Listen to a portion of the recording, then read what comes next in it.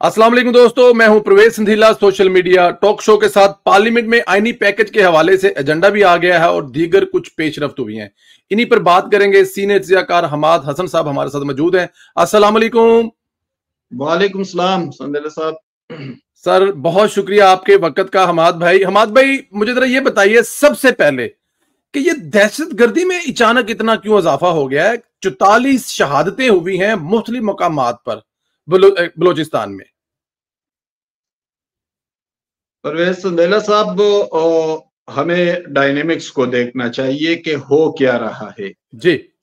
तो इस वक्त जैसे कि आपने बात की कि आईनी पैकेज और ये मामलात, इससे जरा थोड़ा सा पीछे हम जाएं तो फैज हमीद की गिरफ्तारी और डिप्टी सुपरडेंट जेल अडियाला की गिरफ्तारी। तो अब आप इन तमाम मामलात को इस तनाजुर में देखें कि क्या वहां से कुछ ऐसे इंकशाफात हो रहे हैं, कुछ ऐसे मालूमात सामने आ रहे हैं जिसकी बुनियाद पर दहशतगर्दी में अचानक इजाफा हुआ, क्योंकि उन लोगों के सहूलतकार तो यहाँ भी मौजूद है ना, हम देख रहे हैं काफी अरसे से। तो इस तनाजुर में अगर हम मामलात को देखें तो बहुत सी बातों की समझ आती है। साथ साथ जो आईनी पैकेज की बात आपने की, तो जहां तक बहैसियत एक आम से सहाफ़ी के मेरे मालूमात हैं, तो इस आईनी पैकेज के बाद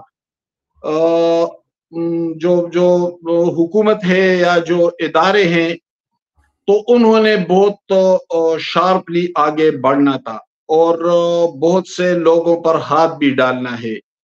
तो उससे पहले ज़ाहिर है कि एबनॉर्मल हालात हमारे सामने आ गए हैं और जो सिचुएशन बन रही है, तो ठीक है, बलूचिस्तान में एक अरसे से इस तरह की सूरत हाल है और ये आज से नहीं है, बल्कि मैंने कल मीडिया पे भी बात की थी कि लियाकत अली खान के दौर में नवाब खान अफकलात के भाई प्रिंस करीम को उठा, उस पर फौजकशी की गई थी। फिर अयूब दौर में नवाब नौरोज खान और उनके बेटों के खिलाफ जो कुछ हुआ, वो लोग पहाड़ों पर चले गए, फिर कुरान पाक रखकर सुलह की गई और फिर जब वो लोग वापस आए तो उनको मार दिया गया। फिर भुट्टो दौर में भी बलूचिस्तान में फौजकशी हुई। फिर मुशर्रफ ने अकबर बुगटी साहब को मारा। तो ये आज की बात नहीं है, इसका एक तवील पस मंजर है। लेकिन अब जो जो बदलती हुई सूरत हाल है या जो बदलता हुआ जमाना है, तो उसमें नए सूरत हाल को समझना भी होगा, इदारों को भी अलर्ट होना पड़ेगा, हुकूमत को भी आगे बढ़ना होगा और सियासी जमातों, सियासी कारकुनों को भी अपनी जिम्मेदारी का एहसास करना होगा। बिल्कुल ठीक है। मुझे जरा ये बताइएगा कि इमरान खान साहब एक पॉलिसी पर बड़ा जोर देते थे कि जेलों से दहशतगर्द को छोड़ना और उनसे मुज़ाकरात करना। क्या उसका कोई फायदा हुआ, या ये जो आज हम सब कुछ देख रहे हैं, चाहे वो केपीके में हो या बलूचिस्तान में हो, वो भी इमरान खान साहब भी इसमें हिस्सेदार हैं, इनको छोड़ने, दोबारा आबाद करने में उनकी बड़ी तगड़ी पॉलिसी थी ये। तो इमरान खान तो ये कहते रहे, लेकिन हुआ भी उनके दौर में सबसे ज्यादा। एहसानुल्लाह एहसान किस दौर में रहा हुए थे, जिस पर आर्मी पब्लिक स्कूल के हमले की मंसूबाबंदी का जैसा खौफनाक इल्जाम था। बन्नू जेल किस दौर में टूट गया था और सारे दहशतगर्द भाग गए थे, और उस सूबे में हुकूमत किसकी थी? हुकूमत भी इमरान खान ही की थी। एहसानुल्लाह एहसान यहाँ से निकले, लेकिन यहाँ मरकज में हुकूमत किसकी थी? इमरान खान की थी। तो जाहिर है कि उनकी बातों को बहैसियत सहाफ़ी इतनी संजीदगी के साथ इसलिए नहीं ले सकता कि वो हमेशा वही बात करते हैं जो उनके फायदे में जाती है, खा उस बात का पस मंजर उनके मुखालिफ क्यों न हो या उनके पॉलिसी से या उनकी कारकर्दगी से मुतजाद ही क्यों न हो। आप ये कह रहे हैं कि इमरान खान साहब को इस बात से कोई फर्क नहीं पड़ता, मुल्क के हालात या फिर अवाम के हालात या दहशतगर्दी, इमरान खान साहब का फायदा है तो ये ठीक है।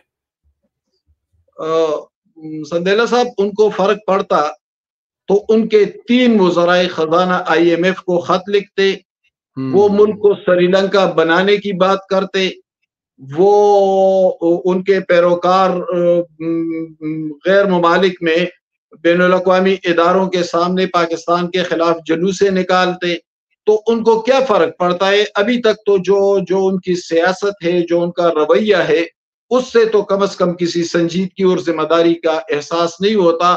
ابھی تک تو ان کے رویے سے صرف ایک احساس ابھر رہا ہے، اور وہ احساس ہے اقتدار کا حصول۔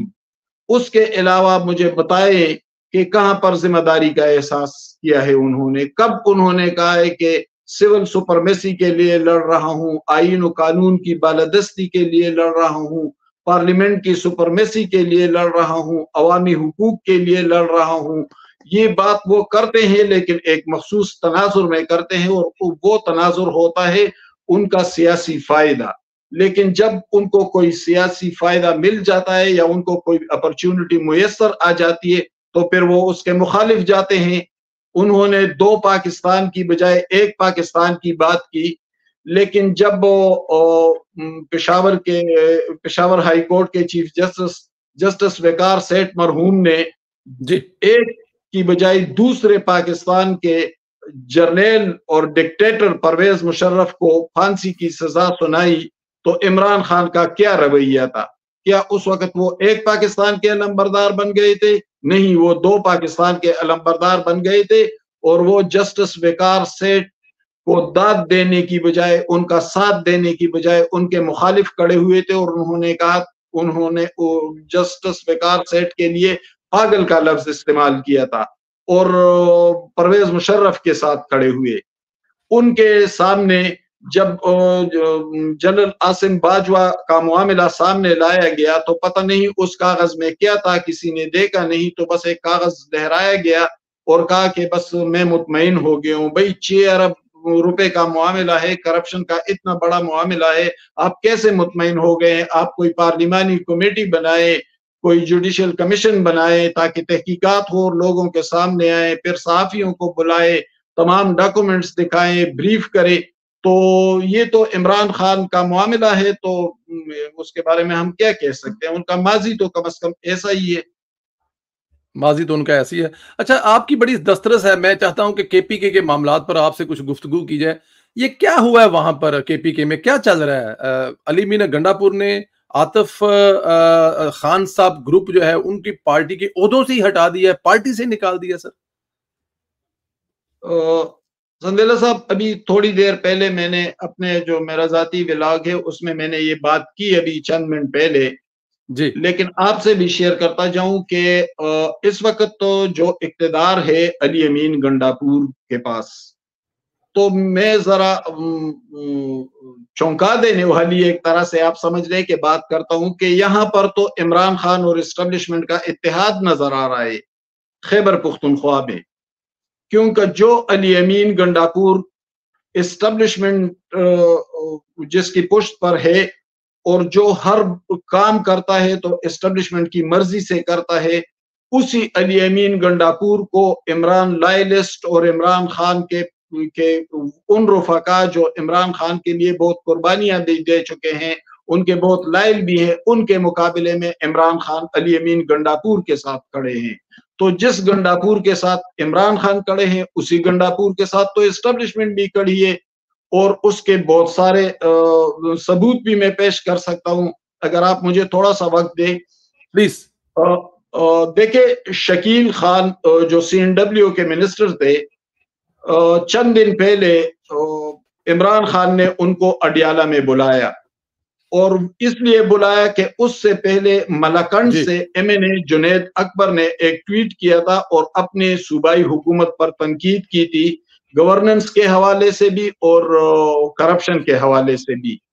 تو عمران خان نے جنید اکبر کو بلایا اڈیالہ میں۔ اب آپ اس سے بھی اندازہ کر رہے ہیں کہ عمران خان ٹویٹس بھی دیکھتا رہتا ہے، تو کہتے ہیں کہ جیل میں سختی ہے۔ تو جب وہ جیل گئے تو پھر اس کے بعد شکیل خان کو بلایا، ان دونوں کا تعلق ملاکنڈ سے ہے، اور یہ عاطف خان گروپ ہے۔ عاطف خان بنیادی طور پر مردان سے MNA ہے، لیکن چونکہ ملاکنڈ اور مردان نزدیک ہے تو یہاں پر عاطف خان کا کافی رسوخ ہے، اور کیونکہ وہ عمران خان کے بھی بہت قریب رہے تو یہ سارا ایک ہی گروپ تھا۔ تو جب شکیل خان پشاور واپس گئے اور انہوں نے پریس کانفرنس کرنا چاہی تو گنڈاپور نے اس کے پیچھے بندے لگا لیے اور دوسرے دن اس کو جا لیا، اور جب وہ پریس کانفرنس کرنے لگا تو اس کے ساتھ بیرسٹر سیف کو بٹھا دیا۔ اب بیرسٹر سیف کا جو ماضی ہے، جو اس کا سیاسی کیریئر ہے، اس سے تو آپ واقف ہیں۔ تو شکیل خان نے پھر بھی تھوڑی بہت بات کر لی، لیکن جس طرح کرنی تھی اسی طرح نہیں کر سکا۔ لیکن اس کے بعد اس کے لیے شکیل کے لیے بہت مشکل صورتحال پیدا ہو گئی، اور بالآخر اس نے کابینہ سے استعفیٰ بھی دیا۔ لیکن کابینہ سے استعفیٰ اس لیے دیا کہ ایک بیوروکریٹ کے ساتھ علی امین گنڈاپور کے بھائی فیصل امین کی بات ہو چکی تھی اور معاملات طے پا چکے تھے انڈر دا ٹیبل، جبکہ شکیل خان ایک اور بیوروکریٹ کو سیکرٹری CNW بنانا چاہتے تھے۔ تو اس سے معاملہ اور بھی بگڑ گیا، اور پھر اتنا بگڑا کہ شکیل خان نے استعفیٰ دیا۔ اس کے 2 دن بعد جنید اکبر کو اس کمیٹی سے جس نے کرپشن کی تحقیقات کرنی تھی، اس کمیٹی سے گنڈاپور نے نکال دیا۔ تو یہ تو عمران خان کے کہنے پر کر رہے تھے۔ اب آپ ایک اور منظرنامے کی طرف آئے۔ جن لوگوں کی پیٹ عمران خان نے تھپتھپائی تھی، تو ان لوگوں کو کارنر کرنے کے لیے کیا علیمہ خان سے گنڈاپور کی ملاقات نہیں ہوئی؟ کچھ معاملات انڈر دی ٹیبل نہیں طے پائے ہیں، کچھ پیسوں کی بات نہیں ہو رہی ہے، اور پھر اس کے بعد علیمہ خان پشاور آتی ہے اور ایک ڈرامہ کیا جاتا ہے کہ گنڈاپور ایسا اور گنڈاپور سے نہیں ملوں گی۔ اصل میں علیمہ خان اس لیے آئی تھی پشاور کہ شکیل خان کی برطرفی اور جنید اکبر کی، اور پھر جلسے کی اچانک منسوخی سے کارکن بہت دل برداشتہ ہو گئے تھے، اور صورتحال یوں بن گئی تھی کہ اچانک پارٹی میں بغاوت ہو جائے گی، اور اس نہج پر صورتحال آ جائے گی کہ لوگ سڑکوں پر پتلے جلانے لگیں گے، کیونکہ ہمارا تو مزاج بھی ایسا ہی ہے، جذباتی مزاج ہے۔ تو اس کو کنٹرول کرنے کے لیے، وہ ڈیمیج کنٹرول کرنے کے لیے علیمہ خان پشاور آئی اور یہ ڈرامہ کیا۔ لیکن اگر گنڈاپور کی مخالفت ہے تو پھر آپ گنڈاپور کے بارے میں آپ نے رپورٹ کیوں پیش نہیں کی اپنے بھائی عمران خان کو؟ اور پھر عمران خان پھر گنڈاپور اس کمزور پوزیشن کے باوجود وزیر اعلیٰ کیسے بیٹھے ہیں؟ کیونکہ وہاں پر تو 145 MPAs ہیں، اپوزیشن کے پاس 50+ MPAs ہیں۔ یہاں پر ناراض گروپس جو ہیں اس میں عاطف خان کا ایک بڑا گروپ ہے، ساتھ ہی سوابی ڈسٹرکٹ ہے، شہرام ترکائی کا گروپ ہے۔ عاطف خان اور شہرام قریبی دوست بھی ہیں، عزیز بھی ہیں، ان دونوں کے الگ الگ بڑے گروپس ہیں۔ شیر افضل مروت اور شہریار اور شاندانہ گلزار کا ایک بڑا گروپ ہے۔ شیر افضل کے بھائی کو بھی ہٹا دیا تھا علی امین گنڈاپور نے مشیر کی حیثیت سے۔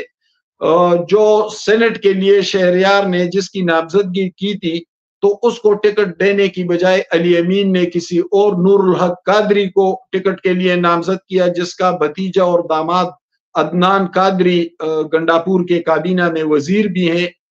تو یہ بہت سارے گروپس ہیں جس کے پیچھے کچھ حقائق ہیں، اور وہ سب اس کے خلاف ہے۔ اب میں آتا ہوں اسمبلی فلور کی طرف۔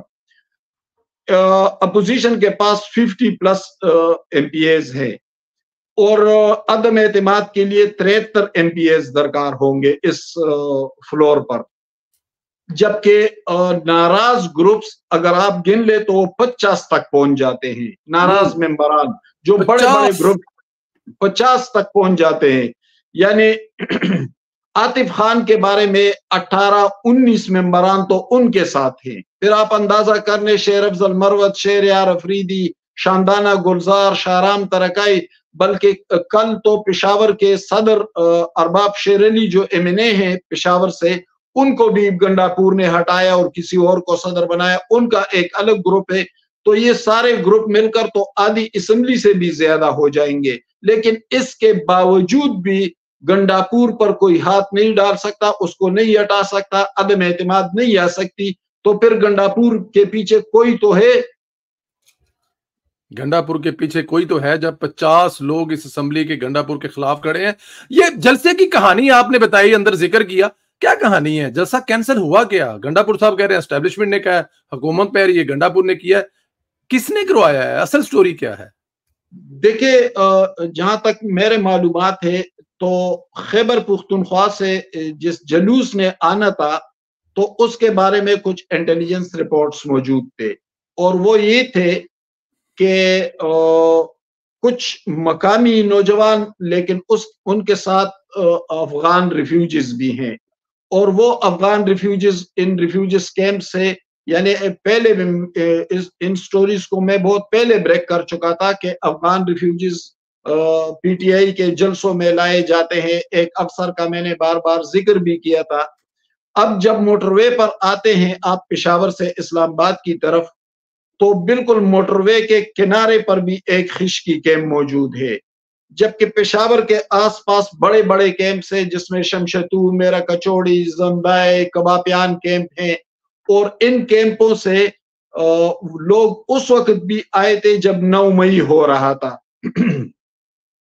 संदेला साहब, जब 9 मई का वाकया हुआ और कुछ गिरफ्तारियां हुई तो बिल्कुल ये पेशावर रेडियो स्टेशन से तकरीबन 1.5-2 किलोमीटर के फासले पर सिटी के अंदर एक कैंप है, कबापियान कैंप। वहां से एक नौजवान को गिरफ्तार कर लिया गया था और वो अफगान मुहाजिर था। तो उसने इंकशाफ किया था कि इस 9 मई से चंद दिन पहले एक मकामी एमपीए जिनका ताल्लुक पीटीआई से था, पीर फिदा नाम है, वो हमें ले गया था और हमें बाकायदा ट्रेनिंग दी गई थी। तो आप अंदाजा लगा ले कि अफगान मुहाजिरीन की कितनी मुदाखलत है। अफसोस तो इस पर है कि किसी अफसर को पकड़ा नहीं गया, उससे तफ्तीश नहीं हुई जिम्मेदारों से। लेकिन ये जो जलसा हो रहा था 22 को, तो उनके साथ कुछ अफगान मुहाजिरीन भी थे और उसके बारे में रिपोर्ट आ गए थे कि कोई नाखुशगवार वाकयात हो सकते हैं 9 मई जैसे। और बाज़ ज़राए बताते हैं कि ये रिपोर्ट्स गंडापुर साहब के पास स्पेशल ब्रांच या किसी और सूबाई महकमे की तरफ से गए और ये रिपोर्ट्स गंडापुर साहब ने पहुंचाए। अच्छा जी। ये भी कहा जा रहा है, लेकिन जाहिर है उसका सबूत तो नहीं है हमारे पास कोई। लेकिन कहते हैं कि जब यहाँ पिंडी में ये रिपोर्ट्स पहुंचे तो एक बहुत अहम मीटिंग हुई। तो मीटिंग में ये फैसला किया गया कि इस दफा अगर किसी ने 9 मई जैसे हरकत करने की कोशिश की तो उड़ा कर रख दे, जीरो टॉलरेंस है। ये फैसला उस मीटिंग में हो चुका था कि कोई नरमी नहीं करनी है, कोई गिरफ्तारी नहीं करनी है, इंतहाई सख्ती के साथ निपटना है, इंतहाई सख्ती। और उसके लिए बाकायदा डिप्लॉय किए गए थे फोर्सेस के लोग कि आप नजर रखें, ये जलसा बेशक कर ले, सुकून से जलसा करे, अपने घरों को जाए, हम कुछ नहीं कहेंगे, लेकिन अगर किसी ने ऐसी वैसी हरकत करने की कोशिश की तो ये पॉलिसी रहेगी। अच्छा, ये मीटिंग शाम को खत्म हुई मेरे इत्ला के मुताबिक और दूसरे दिन सुबह इधर इस्लामाबाद से बाहर पेशावर रोड पे तरनोल के करीब जलसा होना था। तो कहते हैं कि ये मीटिंग जब खत्म हुई तो ये बात भी हुई कि पार्टी चेयरमैन को शायद इसका इल्म न हो। तो फिर एक अफसर ने कहा कि उन्हें कम्युनिकेट कर देना चाहिए कि भाई ऐसा होगा तो फिर हम ऐसा करेंगे। फिर किसी ने इमरान खान को ये पैगाम दिया कि भाई सूरत हाल तो ये है। जहां तक मेरे मालूमात है तो कहते हैं कि रात के वक्त जब इमरान खान को पैगाम मिला तो फिर वो बहुत सहम गए थे और बहुत परेशान थे, इधर उधर फिर रहे थे और जेल स्टाफ से कहा कि मेरा पार्टी लीडरशिप में से किसी के साथ राब्ता करवा दे। तो कहते हैं कि जेल स्टाफ ने फिर जाहिर है कि किससे राब्ता करना होता है, एस्टेब्लिशमेंट के किसी अहम लोगों से राब्ता के खान साहब तो ये कह रहे हैं, तो उन्हें तो पता था कि उनको पैगाम मिल गया है। तो कहते हैं कि उन्होंने कहा कि करवा दे जिससे राब्ता करना चाहे। तो कहते हैं कि आजम स्वाति के साथ राब्ता हो गया और फिर आजम स्वाति को बुलाया और इजाजत भी मिल गई। तो जब आजम स्वाति गए तो कहते हैं कि इमरान खान ने कहा कि खुदा के लिए मुझ पर रहम करो, जिस 9 मई में मैं फंस चुका हूं उसके बाद कोई और मसला खड़ा नहीं करना है। कहता है कि जलसा ही खत्म कर दो। اور گنڈاپور کے بارے میں بھی کچھ سخت الفاظ کہے کہ اس سے سنبھالا نہیں جا رہا ہے یہ وہ، تو پھر جلسہ یوں ختم ہوا تھا۔ تو پھر اگلا جلسہ جو ان کا 8 کو آ رہا ہے، حالات تو وہاں پر بھی پیدا کریں گے، تماشین تو وہی ہوں گے، چاہے وہ افغانی ہوں چاہے وہ پاکستانی ہوں، تو اس کا مطلب ہے کہ جلسہ تو پھر اگلا بھی نہیں ہوگا۔ حالات میرے خیال میں اب وہ پیدا نہیں کریں گے، کیونکہ ٹھیک ہے عمران خان کو جو پیغام مل گیا تھا نا، جی، اور پھر وہ سراسیمگی میں جو رات ان کی گزری، اور پھر وہ اسٹاف سے کہہ رہے تھے کہ میرا رابطہ کروا دے، تو میرے خیال میں عمران خان سمجھ گئے ہیں۔ تو گنڈاپور کی ان سے ملاقات بھی ہو گئی آج، تو میرے خیال میں خان صاحب اس سے گریز کریں گے۔ مجھے نہیں لگتا کہ ایسا ہوگا، لیکن خدا نخواستہ وہ یہ صورتحال بنے تو اس کے لیے وہ زیرو ٹالرنس والی پالیسی ہے۔ بالکل ٹھیک ہے۔ خان صاحب کا اسٹیبلشمنٹ سے کوئی رابطہ ہے یا نہیں ہے؟ یہ کہانی ہے کیا رابطے میں ہے؟ کچھ طرف سے کہا جاتا ہے رابطے میں ہے، کچھ طرف خان صاحب کہتے ہیں مجھ سے کوئی بات نہیں کر رہا، اصل سٹوری کیا ہے سر؟ دیکھیں پرویز بھائی، اس سطح کے لیڈرشپ کے ساتھ کوئی نہ کوئی رابطہ ہوتا ہے، کوئی نہ کوئی چینل کھلا رہتا ہے، ٹھیک ہے، تو اس پر زیادہ حیران ہونے کی ضرورت ہے بھی نہیں۔ اگر کہیں رابطہ ہے تو یعنی میاں نواز شریف کے ساتھ تو حقیقی معنوں میں دشمنی تھی، یہ تو چلو کچھ بھی نہیں، یہ وہ تو جو کچھ ہو رہا تھا وہ تو ہم نے دیکھا تھا، وہ تو بالکل ایک قبائلی دشمنی انہوں نے بنا دی تھی فیض حمید لوگوں نے اور باجوہ نے۔ لیکن اس کے باوجود بھی کہیں نہ کہیں کوئی رابطہ ہوتا تھا۔ ٹھیک ہے، نواز شریف سے ڈائریکٹ رابطہ بہت کم تھا، یا مریم نواز کے ساتھ رابطہ نہیں تھا، لیکن کبھی کبھی شہباز شریف صاحب کے ساتھ رابطہ ہو جاتا تھا، کبھی پارٹی کے کسی اور لیڈر سے رابطہ ہوتا تھا، تو کوئی نہ کوئی چینل کھلا رہتا ہے۔ میرے معلومات کے مطابق بیرسٹر گوہر کے ساتھ اب بھی کسی چینل کے ذریعے رابطہ ہوتا رہتا ہے، کیونکہ وہ تو کچھ چیزیں کمیونیکیٹ کرنی پڑتی ہے، جس طرح میں نے آپ سے کہا کہ جلسے میں یہ ہونا تھا، جی تو ظاہر ہے یہ ایک ذمہ دارانہ کام تھا کہ پارٹی لیڈر کو تو پہلے آگاہ کر دینا چاہیے کہ بھئی اگر یہ کریں گے تو پھر ہم یہ کریں گے۔ تو اسی طرح بہت سارے پیغامات ہوتے ہیں، وہ کہیں نہ کہیں کمیونیکیٹ کرنے پڑتے ہیں، اور کوئی نہ کوئی چینل کھلا رہتا ہے، لیکن پالیسی میں تبدیلی کا ہرگز کوئی امکان نہیں ہے، میں یہ خبر آپ کو دے دوں۔ اچھا، پالیسی میں کوئی تبدیلی نہیں، پالیسی وہی رہے گی، زیرو ٹالرنس۔ چلو ٹھیک ہے، یہ جیل سے جو ملازمین ہوتے ہیں ان کے تبادلے پر اتنا واویلا کیوں ہوتا ہے خان صاحب؟ بلکہ خان صاحب کی موت کے ساتھ کنیکٹ کر دیا تھا، تو یہ روٹین کے میٹر نہیں ہوتے سر؟ دیکھیں ان کا تو ہمیشہ سے یہی طریقہ کار رہا ہے کہ چھوٹی چھوٹی باتوں کو بڑا چڑھا کر پیش کرے، جذباتی فضا، چونکہ عمران خان کا ایک مزاج ہے کہ وہ ہمیشہ جذباتی فضا کی تخلیق میں لگے رہتے ہیں، اور ہر وقت وہ کوئی نہ کوئی جذباتی فضا پیدا کرتے ہیں، کیونکہ وہ ان کی ساری پارٹی جو ہے، ان کا بیانیہ جو ہے، جو جماعت ہے، اس کا پس منظر جو ہے، یا جو کچھ وہ کر رہے ہیں، وہ صرف ایک جذباتی فضا پر ہی تو کڑی ہے۔ تو جو ہی کوئی ایسا وقت آتا ہے کہ وہ جذباتیت کم ہونے لگتی ہے، تو پھر خان صاحب کوئی نہ کوئی ڈرامہ کرنے لگتے ہیں۔ ظاہر ہے کہ جیل کے لوگوں کی جو ٹرانسفر ہوئی ہے، تو میں نے ادھر ادھر تھاک جان کی، تو ان میں سے تو کئی 4 سال سے تعینات تھے، تو ظاہر ہے کہ وہ ایک روٹین ٹرانسفر ہوتی ہے، اس جیل سے اس جیل میں جاتے ہیں۔ حالانکہ جیل عملہ جو ہوتا ہے تو ان کی ٹرانسفر جلدی جلدی آ جاتی ہے، زیادہ سے زیادہ 1 سال ہوتا ہے، کیونکہ وہاں پر اس سروس کی نیچر ہی کچھ ایسی ہے۔ لیکن یہاں پھر بھی زیادہ عرصے سے لوگوں کو رکھا گیا، اور اسی بات سے کا ڈر تھا کہ اس کو بھی وہ ایک سٹنٹ، پولیٹیکل سٹنٹ بنائیں گے۔ لیکن یہاں پر تو بعض ایسے لوگوں کی ٹرانسفر ہوئی جو 3 سال 4 سال سے تعینات تھے، جبکہ محمد اکرم جو ڈپٹی سپرڈنٹ تھا جس کو پکڑا گیا ہے، وہ تو اس کے بارے میں تو میری اطلاع ہے کہ وہ 2008 سے تعینات تھے یہاں پر۔ مطلب 16 سال سے وہاں پر تعینات تھے، اور ابھی وہ اگر ان کو کیا گیا تو بالکل ٹھیک ہے۔ فیض حمید نیٹ ورک کے بارے میں بتائیے، کیا ختم ہو گیا ہے یا ابھی تک کہیں نہ کہیں سے کچھ سلسلہ جاری ہے سر؟ کس سلسلے میں؟ फैज हमीद नेटवर्क कहा जा रहा है कि फैज हमीद नेटवर्क पकड़ा गया। आप पानी पी लें प्लीज। जी नहीं, खैर मैं, अच्छा, फैज हमीद नेटवर्क जो है वो अब भी मुतहर्रिक है कहीं ना कहीं पे। ठीक है, फौज के अंदर उसे शायद उखाड़ दिया गया हो या खत्म कर दिया गया हो, लेकिन सिविलियन सतह पर और जर्नलिस्टिक सतह पर फैज हमीद के असर रसूख, मैं एक वर्किंग सहाफ़ी हूँ, तो मेरे मालूमात ये हैं कि वो नेटवर्क अभी तक मुकम्मल तौर पर ख़त्म नहीं हुआ है।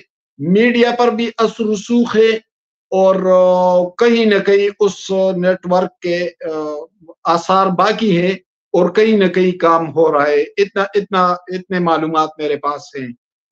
9 मई के हवाले से ये कहा जा रहा है कि उसमें जनरल फैज का हाथ है, बल्कि इससे भी आगे 9 मई के बाद कहा जा रहा है कि कुछ लोग उनके फार्म हाउसेस पर भी थे जो 9 मई में मतलूब थे, या उनका 9 मई में कोई किरदार था। क्या मुमकिन है कि साबिक जनरल डीजे आईएसआई ऐसा काम कर सकते हैं सर? देखिए संदेला साहब, मैं तो, आप जानते हैं कि मैं तो वो सहाफत करता हूं कि दलील हो तो बात करता हूं वरना नहीं करता। अब जहां तक फैज हमीद साहब का ताल्लुक है 9 मई के हवाले से, तो मैं पीछे जाकर कुछ हकाइक आपके सामने रखता हूं। जी प्लीज। जब वो कोर कमांडर पेशावर थे और वो गए थे काबल और सरीना होटल में वो जो चाय का कप उठाया जी था, जी जी जी जी जी तो जी उसके बाद के डायनेमिक्स को हम देखते हैं कि उसमें कौन से ड्रास्टिक चेंज आए थे।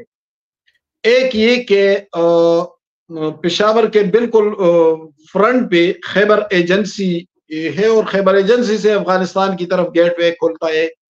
तो यहाँ पर 32 चौकियां थी। उन 32 चौकियों को फौरी तौर पर कम करके 15 पर लाया गया।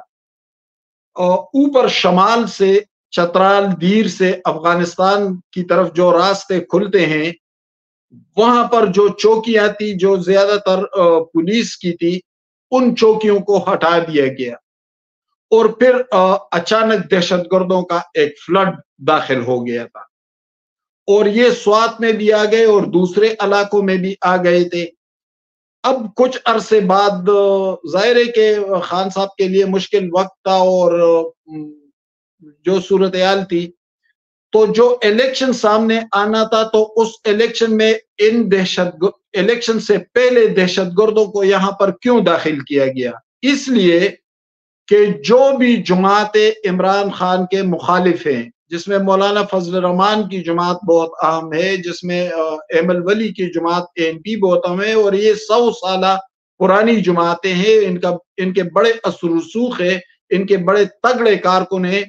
लेकिन आप तारीखी हवाले से देखें तो हमले तो एनपी पर सबसे ज्यादा हुए। सिर्फ गुलाम अहमद बिलोर के घर से 3-4 जनाजे उठे। मियाँ इफ्तिखार का अकलौता बेटा शहीद कर दिया गया और फिर इसी तरह एक तवील सिलसिला मौलाना फजल रहमान की जमात पर कई हमले हुए। मौलाना पर खुद सवाबी इंटरचेंज में हमला हुआ था। आफ्ताब शेरपाव साहब पर कई बार हमले हुए, हत्ता कि ईद की नमाज के दौरान भी उन पर हमला हुआ और उनका बेटा जख्मी हो गया था। और इसी तरह और लोगों पर, अमीर मकाम पर कई हमले हुए। लेकिन पीटीआई के हवाले से तो पॉलिसी अलग है। हम ये नहीं चाहते कि उन पर, बल्कि हम ये चाहते हैं कि सब को अल्लाह ताला अपने अमान में रखे और महफूज रखे। तो इलेक्शन से पहले इस फजा की एक गैर महसूस तरीके से तख्लीक कौन कर रहा था? जिन मुहाजिरीन की मैंने बात की, तो मुहाजिरीन तसलसल के साथ इमरान खान के जलसों में भी जाते रहे, 9 मई में भी जाते रहे ये, लेकिन जिस अफसर पर इल्जामात लगते रहे वो अफसर 7 साल तक इस ओहदे पर क्यों बैठा रहा? उसके हवाले से शदीद इल्जामात आए थे, करप्शन के इल्जामात, कुछ जिनसी हरासानी के हवाले से इल्जामात, कुछ और, लेकिन उसके बावजूद उसको कौन प्रोटेक्ट कर रहा था? एक ब्यूरोक्रेट जो बहुत बारसूख थे खैबर पुख्तनख्वा में, और वो फैज हमीद के बहुत करीब थे, और ये जो ब्यूटिफिकेशन ऑफ कैंट एरिया के लिए 6 अरब रुपए रिलीज हुए थे, जिसमें से 20 करोड़ भी बमुश्किल लगे होंगे, اور اس وقت فیض حمید کور کمانڈر تھے، اس بیوروکریٹ کو کون پروٹیکٹ کر رہا تھا؟ علی امین گنڈاپور کیوں وزیر اعظم سے کہہ رہا تھا کہ اس کو میرا چیف سیکرٹری بنا دے؟ تو علی امین کو کس نے کہا تھا؟ حالانکہ پھر تو وہ نہیں بن سکا، پھر تو ہم نے کچھ سٹوریاں نکال لی تھی، لیکن علی امین پر اثر رسوخ کس کا تھا کہ وہ چیف سیکرٹری تک کے سفارش کر رہا تھا، اور علی امین اس کو لے کر وزیر اعظم کے پاس گیا تھا ملاقات کے لیے کہ فلاں افسر کو ہمارے صوبے کا چیف سیکرٹری بنا دے۔ تو وہ نیٹ ورک کا بہت پھیلاؤ تھا، تحریک انصاف مخالفین کو ٹارگٹ بھی کیا جا رہا تھا، بیوروکریٹس کی پوسٹنگ ٹرانسفر بھی ان کی مرضی سے ہو رہے تھے۔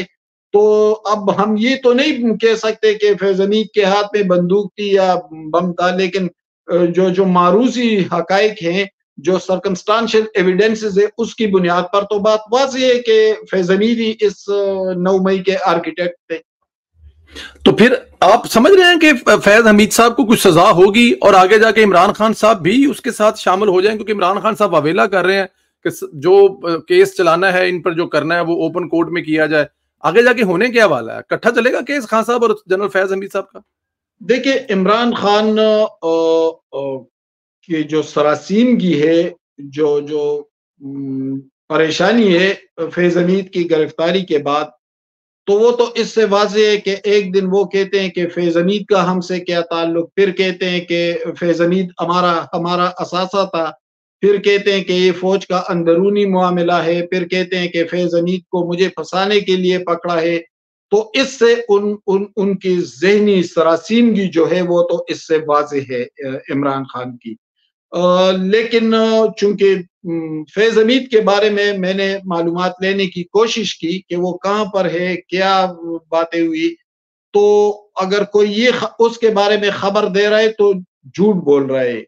فیض حمید ایک ایسی کسٹڈی میں ہے جس کا علم سوائے 2-4 افسروں کے علاوہ کسی کو بھی نہیں ہے، حتیٰ کہ اسٹیبلشمنٹ کے اندر بعض ایسے لوگوں کو بھی نہیں جو بہت اہم منصبوں پر بیٹھے ہیں۔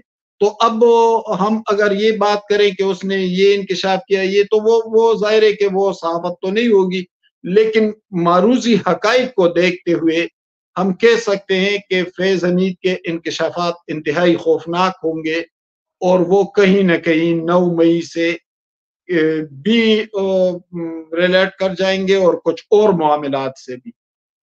ٹھیک ہے، ثاقب نثار صاحب کا نام آ رہا ہے ٹاپ سٹی میں، اس وقت کے چیف جسٹس کو بھی حصہ دیا گیا، اور کچھ گاڑیوں کے بارے میں کہا جا رہا ہے کہ جو لوٹ مار میں وہ پرانے زمانے میں جب جنگیں ہوتی تھی نا تو کچھ مال ملتا تھا، اس کو لوٹ مار کا مال یا جو بھی کہا جاتا تھا، تو ثاقب نثار صاحب کے حوالے سے مال غنیمت، جی بالکل یہ لفظ تھا وہ، مال غنیمت۔ تو جو مال غنیمت ہے سنا ہے اس میں ثاقب نثار صاحب بھی مطلب کہ مستفید ہوتے رہے ہیں، کیا اس میں کوئی حقیقت ہے، اور کیا آنے والے دنوں میں وہ بھی ان کیسوں میں دھرے جائیں گے؟ سندیلا صاحب، اگر آپ نے دیکھا ہو تو میں نے چند دن پہلے ایک ٹویٹ کیا تھا کہ جب ٹاپ سٹی کے حوالے سے ثاقب نثار اپنے چیمبر میں فیصلہ کر رہا تھا، عدالت کی بجائے اپنے چیمبر میں، تو اس سے پہلے، اس سے چند گھنٹے قبل ثاقب نثار کے گھر کے ایک فرد بریگیڈیئر نعیم کو ملے تھے۔ اور یہ بریگیڈیئر نعیم وہی ہے جنہیں اٹھا لیا گیا ہے، جنہیں گرفتار کر لیا گیا ہے۔ جو 2 بریگیڈیئر غفار اور بریگیڈیئر نعیم گرفتار کر لیے گئے، تو بریگیڈیئر نعیم کے انکشافات فیض حمید سے بھی زیادہ خوفناک ہوں گے، کیونکہ وہ بہت سارے معاملات، خصوصاً وہ جو اربوں روپے کی باتیں ہو رہی ہے، تو ان تمام کا علم بریگیڈیئر نعیم کو ہے، اور بریگیڈیئر نعیم اس طرح کے معاملات کے نگہبان تھے فیض حمید کے لیے، جبکہ بریگیڈیئر غفار میڈیا کو دیکھتا تھا۔ جب وہ چیمبر میں ثاقب نثار یہ فیصلہ کر رہا تھا تو اس سے چند گھنٹے قبل بریگیڈیئر نعیم اور ثاقب نثار کے گھر کے ایک فرد کی ملاقات ہوئی تھی، اور پھر اس ملاقات کے 2-3 گھنٹے بعد ثاقب نثار نے معاملہ رفع دفع کر لیا تھا اپنے چیمبر میں۔ تو ظاہر ہے کہ ثاقب نثار کا نام تو آئے گا، اور شاید بریگیڈیئر نعیم نے اس کے بارے میں کچھ بتایا بھی ہو۔ تو کیا کیا وہ کرتے رہے ہیں، کس طرح کرتے رہے ہیں؟ سر آخر میں یہ بھی بتا دیں کہ پارلیمنٹ جو نور عالم خان آئینی پیکج کا ایجنڈا لے کر آ رہے ہیں، اس کی کیا حقیقت ہے؟ کیا آئینی پیکج منظور ہو جائے گا؟ خد و حال کیا ہے؟ کیا کیا اس میں ہونے والا ہے سر؟ میں دراصل ٹریول میں تھا ابھی 1-2 گھنٹے، تو میں اپڈیٹ نہیں ہوں، لیکن ایسا لگ رہا ہے اب آئینی پیکج اور بل کے حوالے سے تو، لیکن اس سے بھی ذرا آگے بات کرتے ہیں۔ پلیز۔ ایسے محسوس ہو رہا ہے کہ ایک گرینڈ الائنس بنتا جا رہا ہے، اور وہ الائنس نہیں ہے، ضروری نہیں ہے کہ الائنس اپوزیشن سطح پر ہو، بلکہ جو صورتحال بن رہی ہے تو اس سے ایسے محسوس ہو رہا ہے کہ کچھ معاملات طے پائے جا رہے ہیں اور صورتحال انتہائی بہتری کی جانب گامزن ہونے والی ہے۔ یعنی آصف زرداری صاحب مولانا فضل الرحمان سے ملنے ان کے گھر گئے، تو بہت سے لوگوں نے کہا کہ یہ آئینی ترمیم کے حوالے سے بات ہو رہی ہے، تو آئینی ترمیم کے حوالے سے بات ہو تو پریزیڈنٹ نہیں جاتے، کیونکہ وہ تو کسٹوڈین آف دا کنٹری ہوتے ہیں، تو وہ نہیں جاتے۔ ایسے موقع پر وزیر اعظم جاتے ہیں، یا جماعت کے سربراہ جاتے ہیں، یا وزیر قانون جاتے ہیں، لیکن صدر کی آمد جو ہے وہ آئینی ترمیم اس کے سامنے کچھ بھی نہیں ہے۔ ایک بہت بڑی سطح پر ایک ڈراسٹک چینج ہم دیکھیں گے پولیٹیکلی، اور اس میں مولانا کا کردار بھی ہوگا۔ میرے پاس خبر یہ ہے کہ شاید خیبر پختونخوا میں گورنرشپ بھی مولانا کو تحفے کے طور پر دی جائے، لیکن ظاہر ہے کہ یہ آئینی ترمیم بھی اس کا حصہ ہے، لیکن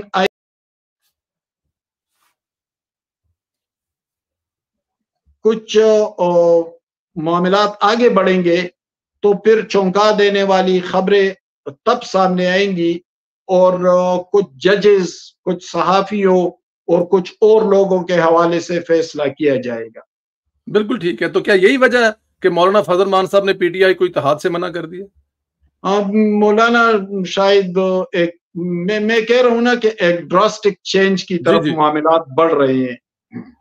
مولانا صاحب سے معاملات ٹھیک ہو رہے ہیں، کیونکہ آئینی ترمیم آئے گی تو آپ نے دیکھا کہ عدالتوں نے بہت سے لوگوں کو رہا کرنا شروع کر دیا تھا۔ عدالتی نظام کافی حد تک اس پر اعتراض ہوتا رہا، تو جب یہ معاملات سیٹل ہو جائیں گے اور ذرا ڈیولپمنٹ ہو جائے گی، اور گرفت ذرا یہ ڈھیلا پن کم ہو جائے گا، تو پھر اس کے بعد ڈراسٹک چینج ہم تب دیکھیں گے، بڑی تبدیلیاں دیکھنے میں آئیں گی، اور کچھ جانے پہچانے چہرے جو ہیں ان پر بھی ہاتھ ڈالا جائے گا۔